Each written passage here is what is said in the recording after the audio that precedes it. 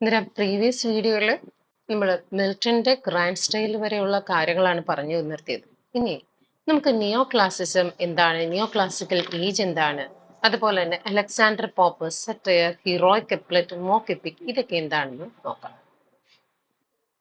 So neo classical age എന്ന് പറയുന്നത് it is a period after restoration until French revolution or the publication of lyrical ballads in 1798. നമ്മുടെ റെസ്റ്റോറേഷൻ, after restoration until French revolution, Charles സെക്കൻഡിന്റെ റിസ്റ്റോറേഷന് ശേഷം French revolution വരെയുള്ള പീരീഡോ, അല്ലെങ്കിൽ 1798 വില്യം വേർഡ്സ്വർത്തും ചാൾസ് ടി കോൾറിഡ്ജും കൂടെ ചേർന്നിട്ട് ലിറിക്കൽ ബാലഡ്സ് പബ്ലിഷ് ചെയ്തത് വരെയുള്ള പീരീഡിനെയോ നമുക്ക് നിയോ ക്ലാസിക്കൽ ഏജ് ആയിട്ട് കരുതാം. ഇനി ക്ലാസിക് എന്നുള്ള വേർഡ് എന്ന് പറയുന്നത് എന്താണ്? ഹയസ്റ്റ് ഓർഡർ എന്നാണ് പറയുന്നത്. റോമൻ, ഇറ്റാലിയൻ, ഫ്രഞ്ച് ലിറ്ററേച്ചറിലെല്ലാം തന്നെ ക്ലാസിക്കൽ ഏജിനെ പല രീതിയിൽ കാണുന്നുണ്ട്. അന്നേരം it is otherwise called Augustan age. Neo classical ഏജിനെ നമുക്ക് അഗസ്റ്റൻ ഏജ് എന്നൊക്കെ വേണമെങ്കിൽ നമുക്ക് പറയാം. ഇറ്റാലിയൻ ലിറ്ററേച്ചറിൽ നോക്കുകയാണെങ്കിൽ ഡാന്റെയുടെ കാലഘട്ടമാണ് ഗോൾഡൻ ഏജ് അല്ലെങ്കിൽ ക്ലാസിക് ഏജ് ആയിട്ട് കരുതപ്പെടുന്നത്. അതുപോലെ തന്നെ ഫ്രഞ്ച് ലിറ്ററേച്ചർ നോക്കുകയാണെങ്കിൽ ലൂയിസ് 14ന്റെ കാലഘട്ടമാണ് ക്ലാസിക് ഏജ് ആയിട്ട് കരുതപ്പെടുന്നത്. അതുപോലെ തന്നെ നമ്മളുടെ ഒരു റോമൻ ലിറ്ററേച്ചർ ഒക്കെ എടുക്കുകയാണെങ്കിൽ കിങ് അഗസ്റ്റസിന്റെ കാലഘട്ടമാണ് ക്ലാസിക് ഏജ് ആയിട്ട് കരുതപ്പെടുന്നത്. അങ്ങനെയെങ്കിൽ ഇംഗ്ലണ്ടിന്റെ കാര്യത്തിൽ ക്വീൻ ആനിയുടെ കാലഘട്ടമാണ് നിയോ ക്ലാസിക്കൽ ഏജ് എന്ന് നമ്മൾ കരുതപ്പെടുന്നത്. മറ്റേതൊക്കെ ക്ലാസിക്കൽ ഏജ് ആണെങ്കിൽ നമ്മളുടെ ഇംഗ്ലണ്ടിലേക്ക് വരുമ്പോൾ നിയോ മീൻസ് ന്യൂ ക്ലാസിക്കൽ ഏജ് എന്നുള്ള അർത്ഥത്തിൽ ക്വീൻ ആനിയുടെ കാലഘട്ടമാണ് നിയോ ക്ലാസിക്കൽ ഏജ് ആയിട്ട് കരുതപ്പെടുന്നത്. ആ ഒരു കാലഘട്ടത്തിലെ പ്രധാനപ്പെട്ട റൈറ്റേഴ്സ് ആയിരുന്നു Joseph Edison, Edmund Burk, Edward Gibbon, Alexander pop. Okay, അന്നേരം നിയോ ക്ലാസിക്കൽ ഏജ് എന്താണെന്ന് ചോദിച്ചു കഴിഞ്ഞാലുള്ള ഒരു ആപ്റ്റ് ആയിട്ടുള്ള വെർഷനാണ്. ആ ഒരു പീരീഡ് എന്ന് പറയുന്നത് ഫ്രഞ്ച് റവല്യൂഷൻ വരെ, റെസ്റ്റോറേഷന് ശേഷം ഫ്രഞ്ച് റവല്യൂഷൻ വരെ, അല്ലെങ്കിൽ ലിറിക്കൽ ബാലഡ്സിന്റെ പബ്ലിക്കേഷൻ വരെ. ഇത് ക്ലാസിസിസം എന്നുള്ള വേർഡ് എന്ന് പറയുന്നത് ഹയർ ഓർഡർ ഒരു തോട്ടിനെയാണ് എമർജ് ചെയ്തത്. റോമിന്റെ കാലഘട്ടത്തിലാണെങ്കിൽ കിങ് അഗസ്റ്റസിന്റെ കാലം വരെ ക്ലാസിക് ഏജ് ആയിട്ട് കരുതപ്പെടുന്നു, അല്ലെങ്കിൽ ഡാന്റയുടെ കാലം ഇറ്റാലിയൻ ലിറ്ററേച്ചർ ക്ലാസിക് ഏജ് ആണ്. ലൂയിസ് 14ന്റെ കാലഘട്ടം ഫ്രഞ്ച് ലിറ്ററേച്ചറിൽ ക്ലാസിക് ഏജ് ആയിട്ട് കരുതപ്പെടുന്നു. അതുപോലെ തന്നെ ക്വീൻ ആനിയുടെ 18th സെഞ്ചുറിയിലെ ആ ഒരു കാലഘട്ടം നിയോ ക്ലാസിക്കൽ ഏജ് ആയിട്ട് കരുതപ്പെടുന്നു. ആ ഒരു കാലഘട്ടത്തിലെ പ്രധാനപ്പെട്ട റൈറ്റേഴ്സ് ആണ് എഡിസൺ, ബർഗ്, ഗിബ്ബൺ, അലക്സാണ്ടർ പോപ്പ്. ഇനി characteristic features of a neoclassical age. It is noted for precision and order and is marked by strict adherence to principles and rules influenced by Boileau. So precision and order എന്ന് വെച്ച് കഴിഞ്ഞാൽ എന്താണ്? വളരെയധികം കൃത്യമായ വാക്കുകളിൽ note down ചെയ്യുക. അതുപോലെ തന്നെ സ്ട്രക്ചറിനും ഓർഡറിനും ഒക്കെ വളരെ ഇമ്പോർട്ടൻസ് കൊടുത്തിട്ടുള്ള ഒരു കാലഘട്ടമായിരുന്നു നിയോ classical age. And this age is noted four age of reason and good sense. നേരത്തെ പറഞ്ഞ പോലെ എന്താണ്, ഈ ഒരു ഇമാജിനേഷൻ, ഫാന്റസി, ഇതൊന്നുമല്ല. That age is diffused with enlightenment and knowledge. എന്ന് വെച്ച് കഴിഞ്ഞാൽ ആ ഒരു കാലഘട്ടം ജനങ്ങളെ ആസ്വദിപ്പിക്കുന്നതിനോടൊപ്പം തന്നെ അറിവും കൂടെ തരുന്ന തരത്തിലുള്ളതായിരുന്നു. അന്നേരം അവർക്ക് നല്ല സെൻസ് കൊടുക്കുക, നല്ല വിറ്റിലൂടെയും അതുപോലെ നല്ല ഹ്യൂമറിലൂടെയൊക്കെ അവർക്ക് സെൻസ് പ്രകാരം ചെയ്യുക. അതിനോടൊപ്പം തന്നെ നല്ല റീസൺ, അതുപോലെ നോളജ് അത് അവർക്ക് കൊടുക്കുക.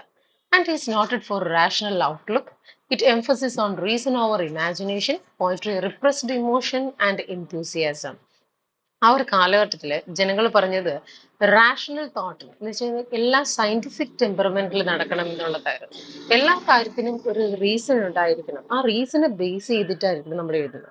അന്നേരം ഇതിനുള്ള ഒരു റെവല്യൂഷൻ ആയിട്ടാണ് പിൽക്കാലത്ത് റൊമാൻറ്റിക് പോയട്രി വന്നത്.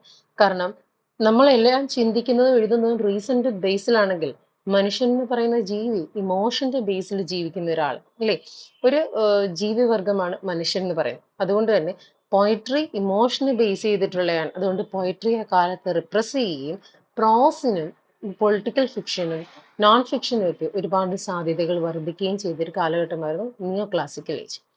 Then it is noted for literary style, formal, correct, and expressive rather than spontaneous and emotional.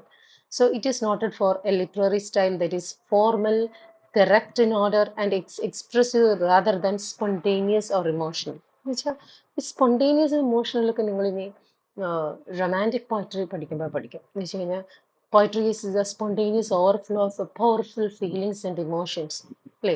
കവിത എന്ന് പറയുന്നത് മനുഷ്യന്റെ ഉള്ളിൽ നിന്ന് അനർഗളം നിർഗളിക്കുന്ന വാക്കുകളുടെ ഒരു കൂട്ടമാണ്. അതിലേക്ക് അവൻ ഒരുപാട് തിരുത്തുകളോ അല്ലെങ്കിൽ എഡിറ്റിങ്ങോ വരുത്തുന്നില്ല. അങ്ങനെ ഒരു കണ്ടിന്യൂസ് ഫ്ലോ ഓഫ് ഇമോഷൻസ് വരുമ്പോഴാണ് പോയിട്രി കംപ്ലീറ്റ് ആകുന്നത്, ഒരു കവിത പൂർണ്ണമാകുന്നതെന്നൊക്കെ പറയുന്നുണ്ട്. അന്നേരം പക്ഷെ നിയോ ക്ലാസിക്കൽ ഏജിൽ അവർ പറഞ്ഞ എന്താണ്, നമുക്ക് ചുമ്മാ കുറച്ച് വാക്കുകൾ മനസ്സിൽ തോന്നി എഴുതി വെക്കാൻ പാടില്ല. എഴുതുന്ന കാര്യത്തിൽ ഒരു ഫോർമാലിറ്റി വേണം, കറക്റ്റ് ഓർഡർ വേണം, അത് എക്സ്പ്രസ് ചെയ്യുന്നത് കറക്റ്റ് ആയിട്ടായിരിക്കണം. അത് ചുമ്മാ സ്പോണ്ടേനിയസ് ആയിട്ടോ ഇമോഷണൽ ആയിട്ടോ അല്ല എഴുതേണ്ടത്. So neoclassical age is not marked for precision and order. It is considered as an age of reason and good sense. It is noted for their rational outlook, and it is noted for the literary style, as the style is formal, correct, and expressive rather than spontaneous and natural. And the literary focus, ആ ഒരു കാലഘട്ടത്തിൽ എങ്ങനെയായിരുന്നു focus ചെയ്തത്? It is noted for satire. സറ്റയറിന് ഒരുപാട് prominence ഉള്ള ഒരു കാലഘട്ടമായിരുന്നു. Prominent in the works of Dryden and Pope. John ഡ്രൈഡന്റെയും അലക്സാണ്ടർ പോപ്പിന്റെയും ഒക്കെ വർക്കിൽ ഏറ്റവും കൂടുതൽ പ്രോമിനന്റ് ആയിട്ട് കണ്ട ഒന്നാണ് satire. And the poetry centred on urban life, coffee houses, artificial society, lost touch with rural life. അന്നേരം റൊമാൻറ്റിക് പോയട്രി ഒക്കെ എടുത്തു കഴിഞ്ഞാൽ നാച്ചുറൽ ലുക്ക്, അതുപോലെ തന്നെ കൺട്രി ലൈഫ്, നമ്മുടെ റൂറൽ ലൈഫ്, ഇതിനെയൊക്കെ പറ്റിയിട്ടാണ് റൊമാൻറ്റിക് പോയട്രിയിൽ പറയുന്നതെങ്കിൽ അർബൻ ലൈഫിനെ പറ്റി പറയുന്നതാണ് നിയോ ക്ലാസിക്കൽ പോയട്രി. അവിടുത്തെ ഒരു അർബൻ ലൈഫ് എങ്ങനെയാണ്, കോഫി ഹൗസസ്, ക്ലബ്ബുകൾ, ആർട്ടിഫിഷ്യൽ സൊസൈറ്റി, അവിടുത്തെ ഹൈ ക്ലാസ് സൊസൈറ്റി, അവരുടെ ജീവിത രീതികളൊക്കെ എങ്ങനെയാണെന്ന് പറയുന്ന ഇത്തരത്തിലുള്ള പോയട്രീസ് ആയിരുന്നു കൂടുതലും നിയോ ക്ലാസിക്കൽ ഏജിൽ ഉണ്ടായിരുന്നത്.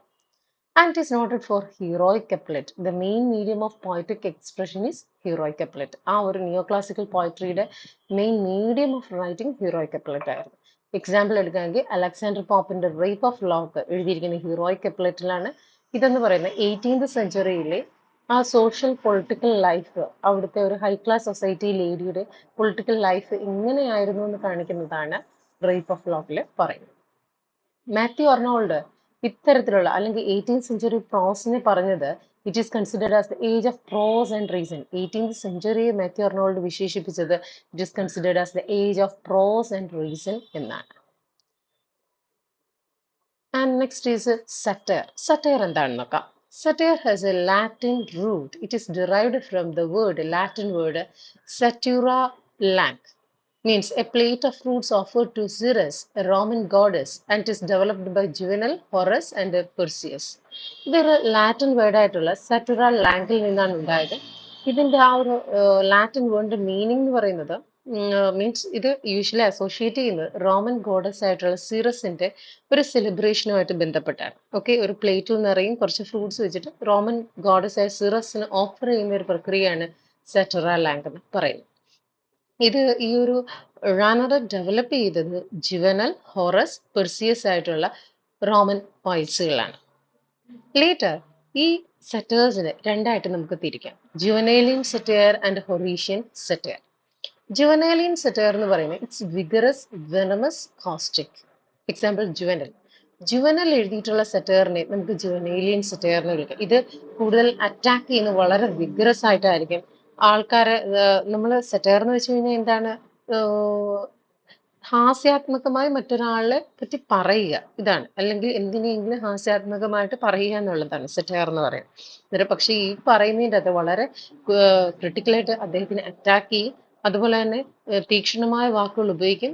അറ്റാക്ക് ചെയ്യുന്ന ആൾക്ക് വളരെയധികം വേദന തോന്നുന്ന രീതിയിലായിരിക്കും എഴുതപ്പെടുക. സോ അത്തരത്തിലുള്ള സെറ്റേഴ്സിനെയാണ് ജുവനേലിയൻ സെറ്റേഴ്സ് എന്ന് പറയുന്നത്. On the other hand Horatian satire എന്ന് പറയുന്നത് wild, mild, gentle and less sarcastic. Okay, അത്തരം സെറ്റേഴ്സ് എഴുതിയത് ഹൊറസ് ആയിരുന്നു. 18th century it is considered as a age of prose and reason. അതിനെ എങ്ങനെ പറഞ്ഞത് മാത്യു അർണോൾഡ് ആണ്. ഈ ഒരു കാലഘട്ടം കൂടുതലും സെറ്റേഴ്സ് പോപ്പുലറൈസ് ചെയ്യാനുള്ള കാര്യമായി തീർന്നു. ആ ഒരു കാലഘട്ടത്തിലെ വൈസസ് ആൻഡ് ഫോളീസിനെ എക്സ്പോസ് ചെയ്യാനും ഹൈ ക്ലാസ് സൊസൈറ്റിയുടെ ആ ഒരു മൂഢത്തരം അത് വെളിയിൽ കൊണ്ടുവരാനും ഒക്കെ ആയിട്ട് സെറ്റേഴ്സിന് കഴിഞ്ഞിരുന്നു. ജോൺ ഡ്രൈഡൻ അദ്ദേഹം ഒരു പൊളിറ്റിക്കൽ സെറ്റയർ ആയിരുന്നു. ആ ഒരു കാലഘട്ടത്തിലെ പ്രധാന സെറ്റേഴ്സിസ്റ്റ് ആണ് John Dryden, then Alexander Pope, Jonathan Swift. So John Dryden അദ്ദേഹം ഒരു പൊളിറ്റിക്കൽ സെറ്റയർ ആണ്. അദ്ദേഹത്തിന്റെ പ്രധാനപ്പെട്ട വർക്കുകളാണ് അബ്സലം ആൻഡ് എക്കിറ്റോഫൽ, മാക്ഫ്ലഗ്ന. അദ്ദേഹം ആണ് ഈ ഹീറോയിക് കപ്ലറ്റ് അത് കൂടുതൽ പോപ്പുലറൈസ് ചെയ്ത്. ഹീറോയിക് കപ്ലറ്റ് ആദ്യമായിട്ട് എഴുതിയത് ജെഫ്രി ചോസറാണ്. ഓക്കെ, ജെഫ്രി ചോസറാണ്. പക്ഷെ അദ്ദേഹം അത് ഇൻട്രൊഡ്യൂസ് ചെയ്തെങ്കിലും അതിനെ പോപ്പുലറൈസ് ചെയ്ത് ജോൺ ഡ്രൈഡൻ ആണ്. അബ്സലം ആൻഡ് അക്വിറ്റോഫലില് ഇദ്ദേഹം ടോറി പാർട്ടിയുടെ ആളായിരുന്നു ജോൺ ഡ്രൈഡൻ. അതുകൊണ്ട് തന്നെ അദ്ദേഹം ടോറീസിനെ ഗ്ലോറിഫൈ ചെയ്യും, ഓപ്പോസിറ്റ് പാർട്ടി ആയിട്ടുള്ള വിഗ്സിനെ അറ്റാക്ക് ചെയ്യുകയും ചെയ്തിട്ടുള്ള ഒരു വർക്കാണ് അബ്സലം ആൻഡ് അക്വിറ്റോഫൽ. അതുപോലെ തന്നെ അദ്ദേഹത്തിന്റെ ചില എതിരാളികളായിട്ടുള്ള പോയിസിനെ ടാർഗറ്റ് ചെയ്തുകൊണ്ട് സറ്റയറാക്കി എഴുതിയ ഒരു വർക്കാണ്, ഒരു മോക്ക് എപ്പിക്കാണ് മാക്ഫ്ലഫ്നോ എന്ന് പറയുന്നത്. Next work is Alexander Pope. Next one is Alexander Pope. അദ്ദേഹത്തിന്റെ പ്രധാനപ്പെട്ട വർക്കുകളാണ് the rape of the lock, Dunciad, epistle to doctor, Arbuthnot. അദ്ദേഹത്തിന്റെ മോക്ക് എപ്പിക്കാണ് റേപ്പ് ഓഫ് ദ ലോക്ക്. അദ്ദേഹം ഒരു ഫാന്റസിക്കലായിട്ട് എഴുതിയിട്ടുള്ള ഒരു വർക്കാണ്, സോഷ്യോ പൊളിറ്റിക്കൽ ആ ഒരു സ്ട്രക്ചറായിട്ട് കൊണ്ടുവരുന്ന ഒരു വർക്കാണ് റേപ്പ് ഓഫ് ദ ലോക്ക്. അതുപോലെ തന്നെ ഡെൻസിയാർഡ് എന്ന് പറയുന്നത് അദ്ദേഹത്തിന്റെ ഒരു മറ്റൊരു പോയിറ്റിന്റെ ഡൾനെസ്സിനെ കുറിച്ച്, ഇൻകോമ്പിറ്റൻസിയെ കുറിച്ച് ഒക്കെ പറഞ്ഞിട്ടുള്ള ഒരു വർക്കാണ് Dunciad. Later it is influenced by Dryden.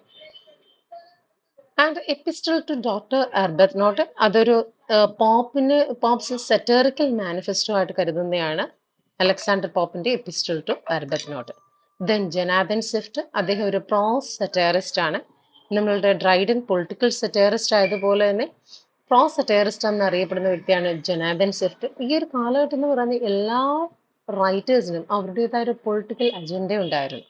അത് അവരുടെ റൈറ്റിംഗിലും റിഫ്ലക്ട് ചെയ്തിട്ടുണ്ട്.